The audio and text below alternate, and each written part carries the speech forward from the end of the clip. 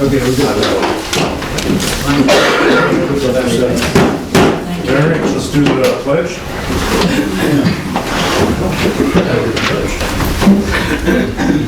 Congratulations to the flag of the United States of America and to the republic for which it stands, one nation, under God, indivisible, with liberty and justice for all.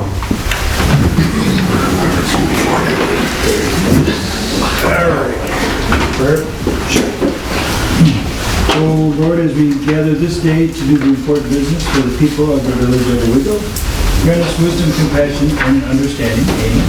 Amen. All right, first section is public comment. Sure. All right. My name's Tim Lonsberry. Some of you may know me as a property owner over on North Avenue, the agency Allstate Chamber of Commerce, the empty lot, 72 North, and a few other properties in the village. I wanted to bring to the attention a request that some of you probably know back here about 4 months ago. Casa Trinity moved into what was the Children's Resource Center on 72 North Avenue. And as we were finalizing the deal to bring Casa Trinity over, they also added Cody into the program. Anybody's familiar with Casa Trinity or Cody, they're both community outreach programs to deal primarily drug and alcohol. And they go to schools, and the specific issue, Cody's program, which is in the back side of the office, they actually go out into communities. Quite often they, if you've noticed over the back parking lot, there's 2 motorhomes back there, Class C. And they've been parked there. We went through the village of Owego, the OPD, Public Works, and so on to get permission to have those 2 Class C motorhomes parked there. They're right up against the back wall of the Owego Fire Department, Owego Police Station, excuse me. And as we go into the winter months, we know that's where the snow goes. Rusty's been working with me on and off throughout the last several months, trying to work some different ideas out. And what these motorhomes do is they actually typically will go out, they might show up in Walmart to meet with an individual who understands they've got a problem, but they don't want to go into, to have the stigma of going into maybe a clinic or whatever. So these motorhomes go and meet with individuals any place they need to be met with. So they're like mobile offices is what they are. During the winter months, maybe longer, I was trying to figure out alternate places for these vehicles to be parked, because they're basically a 15-passenger vehicle, but they're on a Class C motorhome chassis. That we're trying to look in that back municipal parking lot. The parking spots I have, I've got a fair number of them, but unfortunately they're such big vehicles, it's hard to really get them to work well in that space. That I own right behind the property here, 105 McMaster. It's a gray house with a garage that looks back at you. I was thinking about maybe I could park them in that grassed area back there, so they're off the web. Then that would be a take away from the parking. Jeff and I met the other day because a lot of the employees park right up against that area there as well. So I was like, all right, they can't leave in the morning if they're being parked. So I met with Jeff last week. I said, Jeff, is there any open space that's not being used that would not take away from what the needs of the public works is? And he walked up, there was an area of some drainage pipe and I guess some other equipment that's not ever being used, and he said, as long as the board doesn't have a problem, that'd be a great place to put those 2 Class C motorhomes. And what they would do is in the morning they would come over, drive their cars here, jump in the Class C, leave their cars in the spot, come back at the end of the day and park them back in the spot. I talked to Cody as well as Casa Trinity, because obviously one thing Jeff had brought to my attention was, well, as a board, obviously probably insurance would be a question. And that's something I talked to them, they'd be more than willing to issue the certificates of insurance. Anything that is that you realize that they understand that those vehicles are their vehicles, and if something happens to it, that's their responsibility, not yours. So that's all I was looking for, is to get approval to be able to park 2 of those motorhomes in that area that Jeff has as an open area. And that's what I'm here for. Would that be like over the winter time? Yes, and after the winter time, the problem going forward, of course, we don't know what's going to happen with I understand that the entire parking lot over there is part of the grant program that they're going to be repaved or whatever. It's going to be restriped or whatever it's going to be. So I stand in a corner, but I don't know after winter because we're still gonna have a need for a place to put these two vehicles. And whether it'll work out over there, or whether we're gonna have to continue, what's working here, or whatever, I don't know. I just know these are a great part of our community. They do a lot of good work. The Casa Trinity and Cody, anybody that's ever spent time in their office, they do a lot of outreach. Well, school districts, they do a lot of education. So will this be taking up any, I'm sorry, Rusty, will this be taking up any kind of space where the public is already parking? That'd be a question probably Jeff could answer more appropriately, because this is what we're talking about, right up here, where there's nothing being parked there at this time. What was the question? No, I was just wondering if this was gonna take up any space that the public is already parking, because you know how people are saying it's no place to park. No, they weren't. Rusty? So can we get, if we decided to do such a thing, would we get some kind of agreement that we release some liability? I was just going to say that, while the board, my recommendation to the board is not approve anything tonight. I mean, other than just like, yeah, sounds like a great idea. Let's put an agreement together that outlines any, what the specifics are. For example, I mean, I could just think of like how long, what is the maximum period of time that you would allow them to stay there, from here, and when do they have to finally be gone, March, June, whatever the time is, on how many hours notice can the village say, hey, you gotta get them out of here because we need it, we need space again for whatever reason. I don't know if there's any monetary consideration that folks think needs to be paid for this. You're going on vacation, you need some extra money. No, see, the only part is this would all be in the retainer anyway, so. More to do this.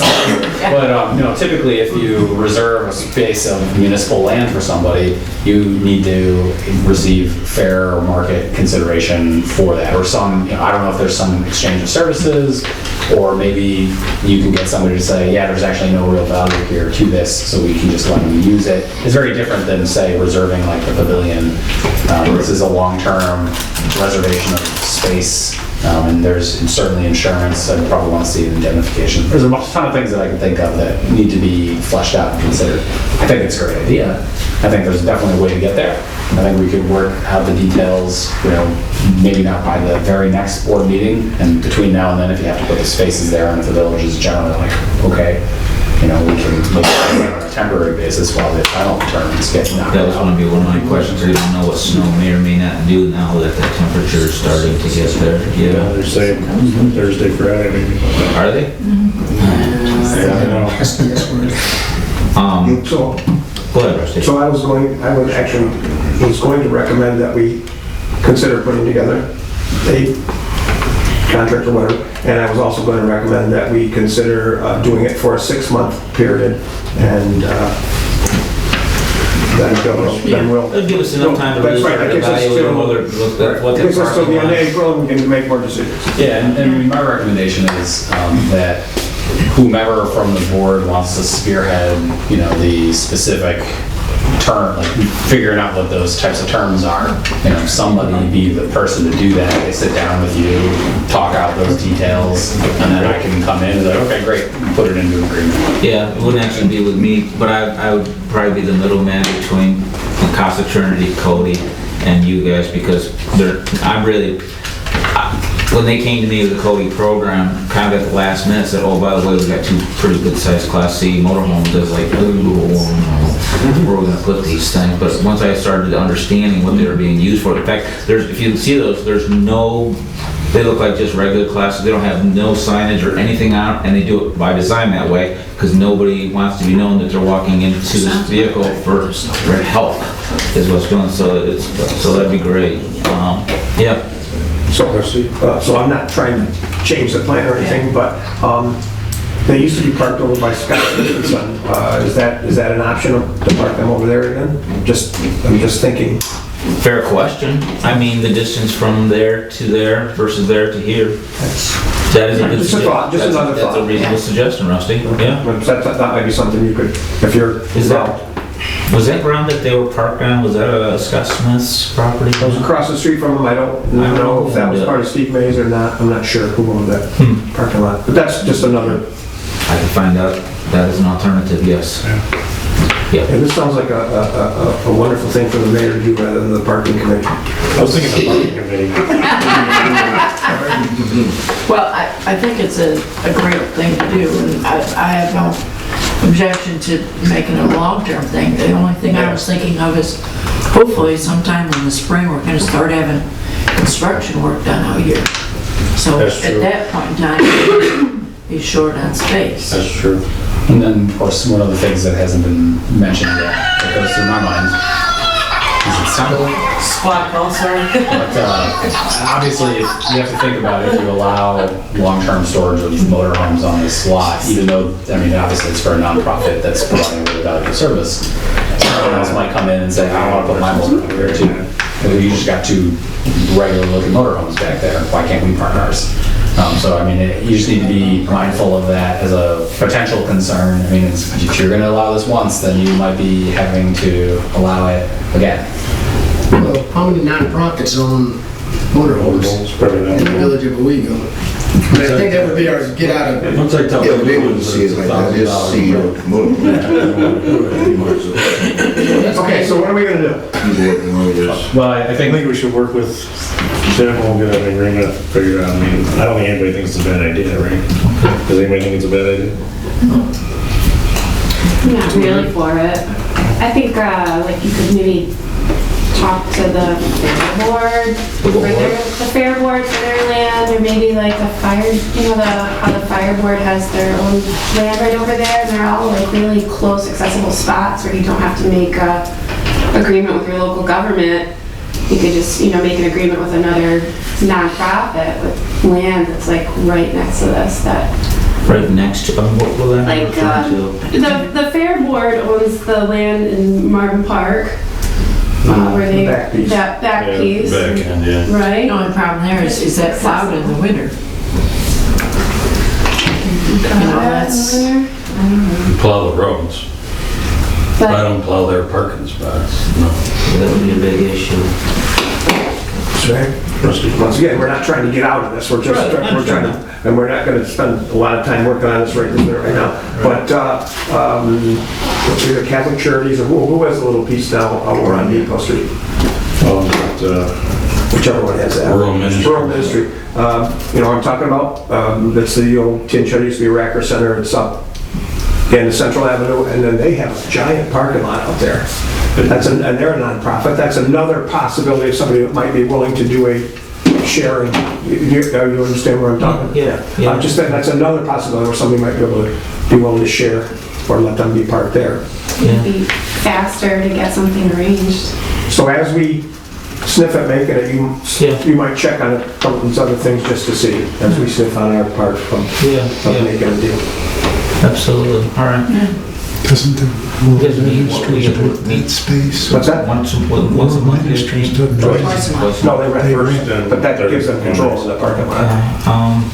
so we'll meet in 2 weeks again. Okay. Rusty, I'll catch up with you over at your shop or whatever. and- So I guess the parking committee's gonna do this, huh? Okay, are you part of the parking Yeah. committee? Oh, perfect. Okay. All right, thank you, Rusty. I can help Thank out you, the parking everyone. committee too, so. Okay.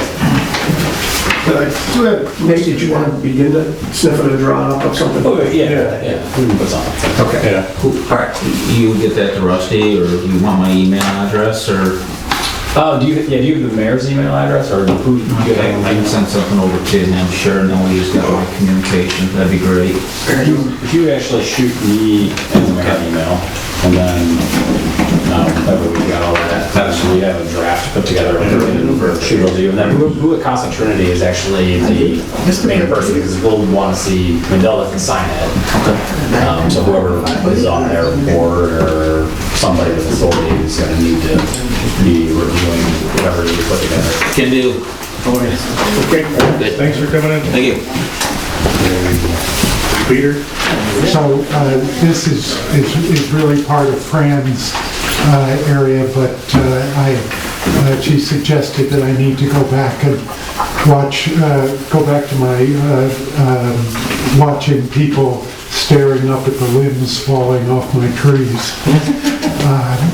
So I'm going to do this now. Okay.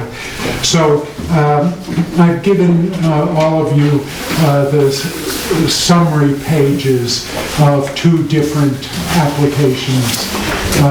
I emailed the complete applications that our grant goddess filled out the 60 and 70 pages of these things. The Tioga Downs Regional Foundation application for $50,000 to repair the plaque monument. Elaine has gotten an estimate from Richards Monument for $42,000 plus, and that would be to repair the monument and the surrounding stones and the stairs in that area that are in pretty rough shape. And so we, the Friends of Owego Evergreen are actually, and REAP are the 2 nonprofits that are submitting this.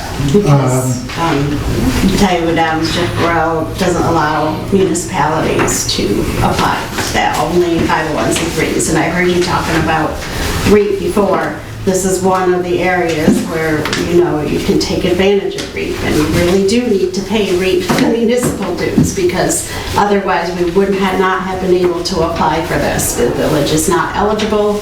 The Friends of Evergreen Cemetery doesn't have their 501c3 yet, so the only way I could see to go forward with this at this time, although they're very close, is to go through Tioga County REAP, and they agreed as a board to do that, which is very nice of them to act as a pass-through for that. And so when we presented this at And sorry, by the way, previous... Rural Economic Area Partnership, that's what that stands for. Go ahead, sorry. Thanks. Oh, that's okay. So when we presented this before, it was sort of in the idea stage, and you wanted to see the whole document. So I've emailed it to everybody except Rusty, and I'm hoping that Rod, you could make a copy for Rusty. On the 67-page thing. It's a lot of work and a lot of time that pulled it together to get that in by November 1st. Yeah, I mean, this thing is 50 tons, and it's right over the entry road. So people kid about the Schuler Rock rolling down. Well, this is 30 Schuler Rocks. Yeah. And even Richard said it's in really bad shape. It definitely needs to be addressed. So you probably don't have questions now. I mean, it's a lot to look at, and I just thought it'd be right to let you know it's,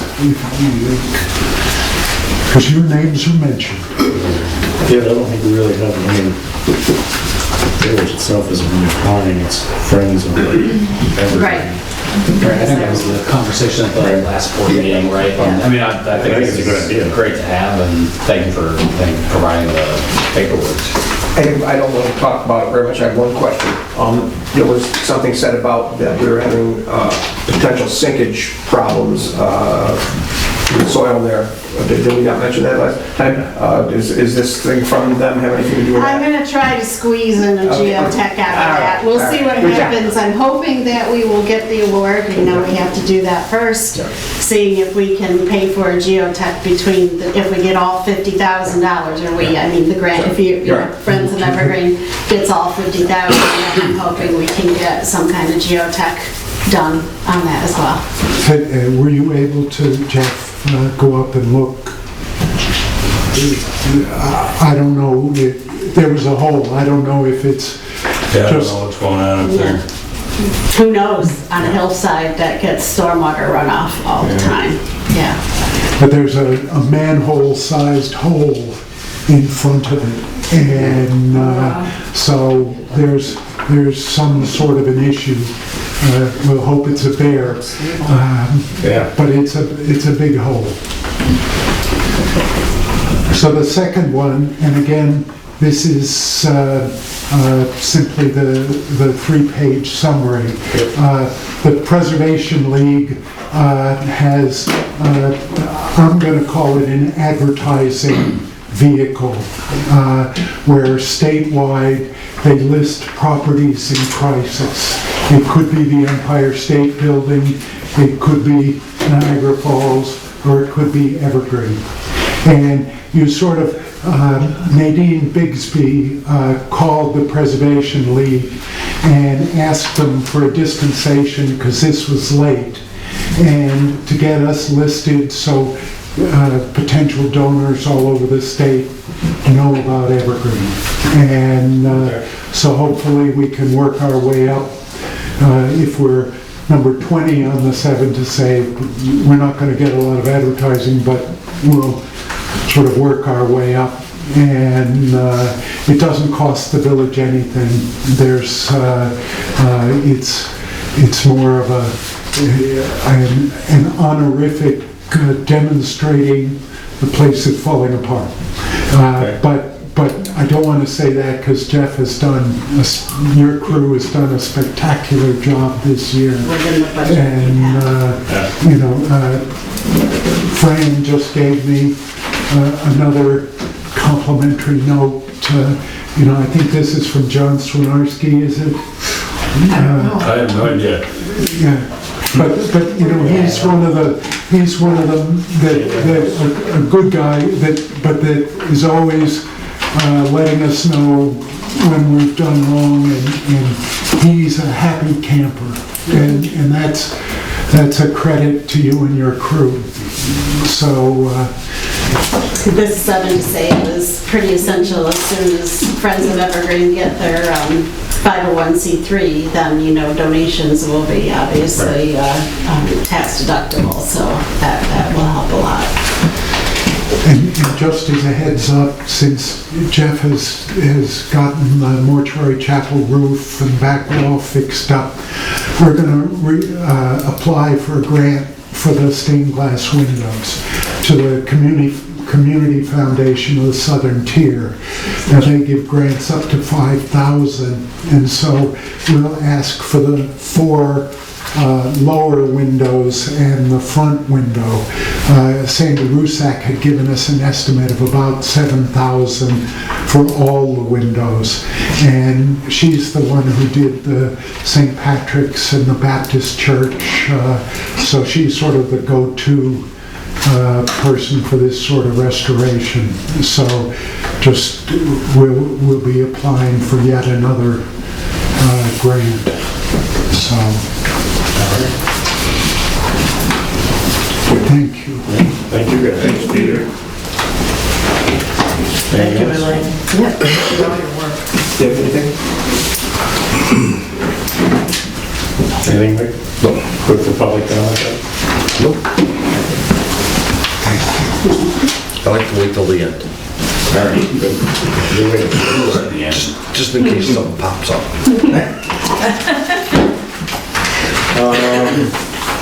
Next item is department head reports.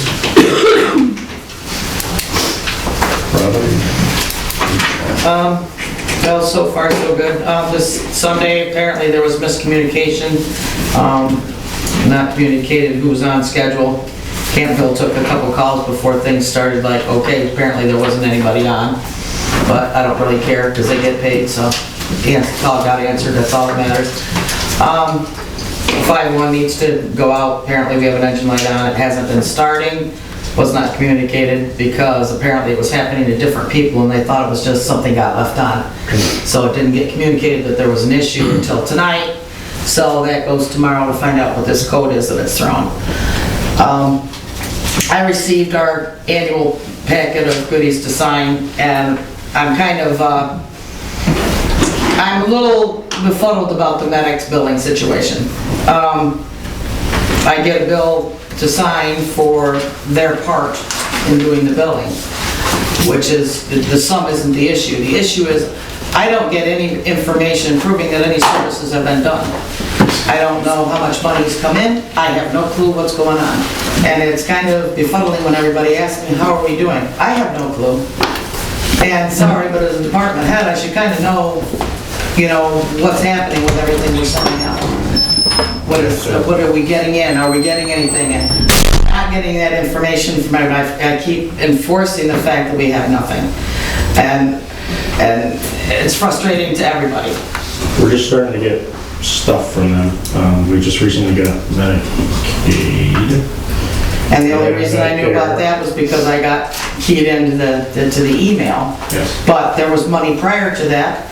Obviously, there's money again here because of the amount that they're charging their 7% billing towards what they sent out. And they sent me a list of, not necessarily names, but account numbers, and there's no total. There's nothing on here to tell me anything. So, I don't know how the other departments run, but don't you know what you got? We have no idea. Nobody else makes revenue besides the sewer department. Well, that's what I said, I don't know They who don't do else. their billing. But How can you sign something if you don't know? I don't know, you know, you're just saying sign this, and it was already coded. Apparently by somebody at the office already coded it, but I don't have anything to prove there was any services done. So that's a bill from MedX? I don't know what that Yeah. is. So, Well, yeah, it's their bill, and as the department head, I have to sign to authorize them getting paid a certain amount for their services. right, and then it goes to the board, right? Or the board already review and approve it, and now it's back to you. Well, it's already on your little list of goodies to approve tonight for bills. But the thing of it is I don't have a clue what's been done. And I don't run that way. I mean, I like to know exactly what's going on. We wouldn't have, and now you guys are seeing how much the trial costs for training. You guys never saw that because we paid that out of our donations that we had received. That never got footed to anybody else. It was always taken care of by us, and now it's getting seen what is here. But we always knew where everything was and what goes. And it's very hard for me to be an organized person when I have nothing to organize, to know what we have or don't have. Let me just say, you will have all the stuff in the treasurer's report. Up to now, you have nothing to show, because nothing's come in.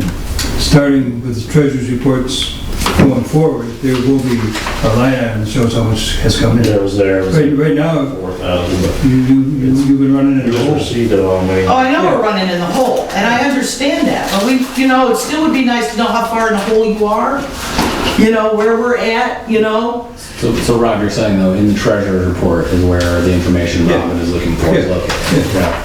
So the information is available in the treasurer's report, It's just a couple months behind. Actually, it comes out, it's always a month behind the treasurer's report. And Well, I know you said you'd gotten like the 2,000 the one time, and I know for a fact we got the 13, whatever, from And I think we the got back. there, how much? But there's nothing to, I just talked to Kim about it Friday, because I was at the office Friday, and we're about even. I think we've gotten about 30,000, 30,000. somewhere in there, and you've spent about that. That's pretty close.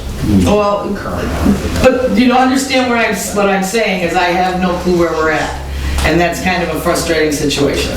So the treasurer's report, make sure I make you copies of it, but every month I do We'll copy. She gets I do like a summary of exactly how much the department, their budget, and then how much you spent, and then where we are in that year, the percentage. And I do the same thing for the revenue. It's not broken out, just the EMS revenue. It's the village revenue overall. So, Mayor, just real quick point I think I'm picking up on. So MedX, for example, sent a bill saying, hey, we would like our 7% fee or whatever number it is. And what is that based on? Like, is that their billing? That's based on the amount of money they get. Based on the amount of money they've collected? Yes. Through when? Because obviously for the board to understand whether or not that 7% number is the right number, you need to know how much revenue we've actually received through that particular date. They also sent us reports that were through October 30th. Right. So, I mean, I think Robin's That point, bill came with our reports. But yeah, and Robin's point is maybe that the information, it sounds like in the treasurer's report, might not be quite the right number to look at when deciding whether or not this particular MedX bill is the correctly billed amount. So I think if you're gonna, you shouldn't approve the MedX bill tonight, for example, unless you know exactly how much you got and what that bill relates to. And it doesn't sound like that information might quite be in front of the board tonight. You had it in our, Well, I think Rod's indicated the treasurer's report is a month behind on the figures though. Right. Yeah. but that 4,000 number is 7% of the bill that they're referred to pay. I understand that, but that's only one little blip of, now they're telling us that they've gotten in $30,000, okay? Is $4,000, $30,000 to you? It's not to me. So therefore, but this is the first one I've had to sign, Yeah. okay? And 40,000 and 30,000 are a big difference of the 7%. Is that bill asking for 7% of 30,000 or 7%? No, what it's saying is it's for collecting payments 7% of 4,191. So I think, so now Laura's point is the treasurer's report shows The 7% revenue. of that. Of that. So in that case, 4,191.50. so Robin, you're talking about something that MedX hasn't yet billed us for. Right. So there's nothing, like what they're asking you to sign and look at is actually in Rod's treasurer report. Correct. The money you're concerned about is probably going to be in the next treasurer's report. But there was money prior to that that's not on this one. Have they asked it be billed yet, or have they billed? No, but that's what I don't know. What you gotta remember is you have private pay and you have Medicaid, Medicare, okay? So are we only seeing Medicaid, Medicare? Or are we gonna see a dividing of private and Medicaid, Medicare? No, we're only seeing what they've collected.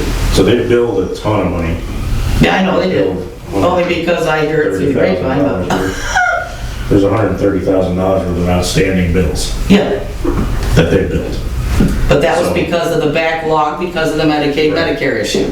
That wasn't Well, anything of yeah, any of, It just takes forever for insurance to Yes. pay. So the bills that we're gonna see are the bills, their service fee off of the money they actually collected.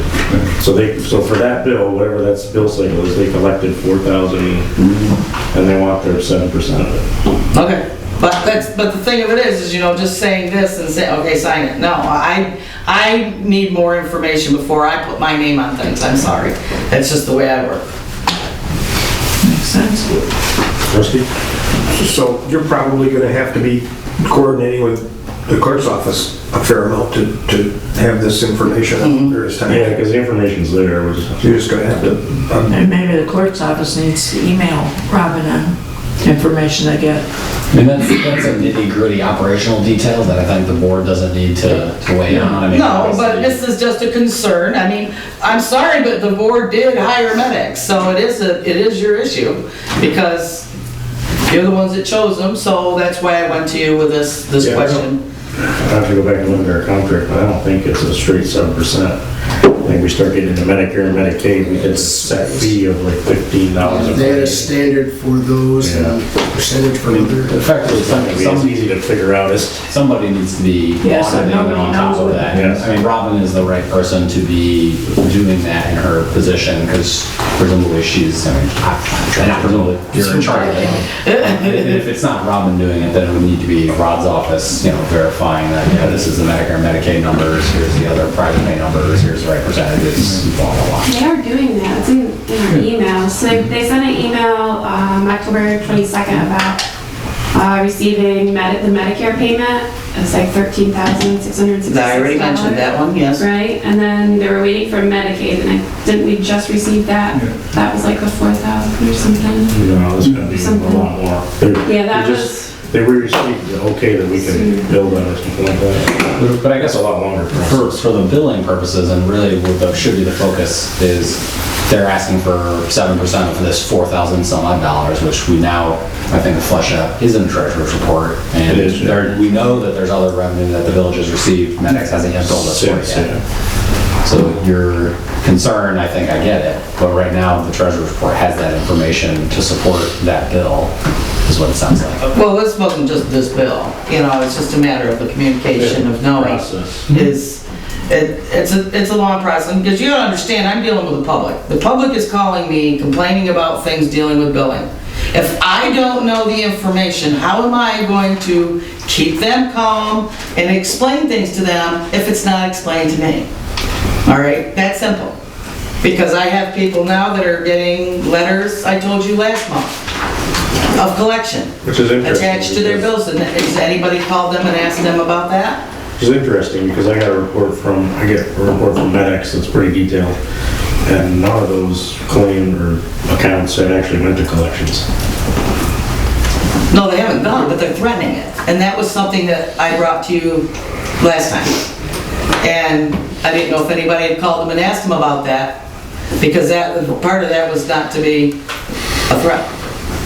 Yep, that was part of the agreement we made, was that we weren't gonna do those particular things about collection, and so we don't want MedX threatening people with Yes. collections. Well, once again, the only threat you get for collection and follow-up on it is when you got a check from insurance and then you didn't give us the money. Other than that, they're not supposed to do that. That's what the agreement we made with them.